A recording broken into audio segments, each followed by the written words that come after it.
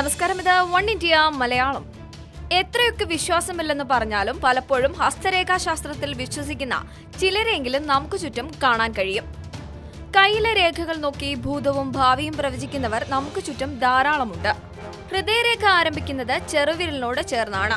Love line എന്നും ഈ രേഖ അറിയപ്പെടുന്നുണ്ട്. ഓരോരുത്തരിലും വ്യത്യസ്ത ഹൃദയരേഖയാണ് ഉണ്ടായിരിക്കുക. ഒരിക്കലും ഒരേ ആകൃതിയും വലിപ്പവും ആയിരിക്കില്ല ഇതിനുണ്ടായിരിക്കുന്നത്. ചിലപ്പോൾ രണ്ട് കൈയിലെയും ഹൃദയരേഖകൾ വ്യത്യസ്തവുമാകാം. രണ്ട് കൈത്തലങ്ങളിലെയും ഹൃദയരേഖ ചേരുമ്പോൾ ചന്ദ്രകലയുടെ ആകൃതിയുണ്ടെങ്കിൽ അവർ ആകർഷകമായ വ്യക്തിത്വത്തിന് ഉടമകളായിരിക്കും.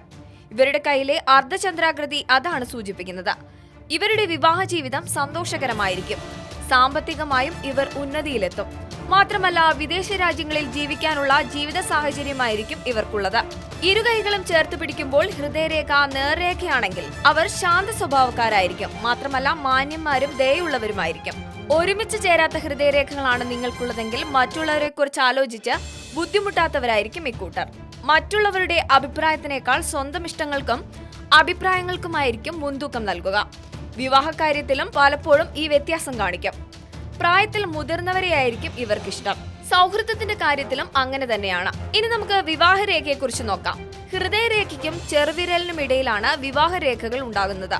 ഒന്നിലധികം രേഖകൾ ഉണ്ടെങ്കിൽ വിവാഹം കഴിക്കാനുള്ള സാധ്യത നിങ്ങളിൽ കൂടുതലാണ്. വിവാഹരേഖയിൽ ഒരു രേഖയ്ക്ക് നിറം കൂടുതലാണെങ്കിൽ നിങ്ങളുടെ ബന്ധം ദീർഘകാലം നിലനിൽക്കും. വിവാഹരേഖയിൽ ഒരു രേഖ ചെറുതും മറ്റേത് വലുതുമാണെങ്കിൽ നിങ്ങൾക്ക് അന്യജാതിയിൽപ്പെട്ട ഒരാളെ വിവാഹം കഴിക്കാൻ സാധ്യതയുണ്ട്. വിവാഹരേഖയിൽ കറുത്ത കുത്തുണ്ടെങ്കിൽ സൂക്ഷിക്കണം. നിങ്ങളുടെ വിവാഹം പരാജയമായിരിക്കുമെന്നാണ് ഹസ്തരേഖാശാസ്ത്രം പറയുന്നത്.